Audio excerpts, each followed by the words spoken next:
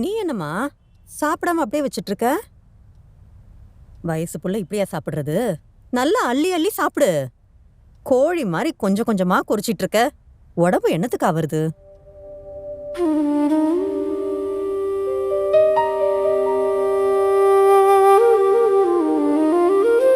முகமே சரியில்லையம்மா உனக்கு.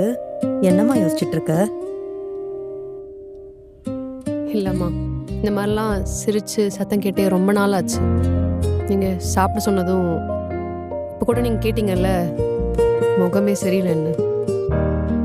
அம்மாவும் இப்படி தான். நான் எப்படி எந்த டைமில் எப்படி இருக்கேன்னு பார்த்தே கண்டுபிடிச்சிருவாங்க. எனக்கு உங்ககிட்ட பேச ஆரம்பிச்சதுலேருந்தே ஏதோ என் அம்மாவை ஞாபகப்படுத்துகிற மாதிரி இருக்கு. அச்சோ, கவலைப்படாதம்மா.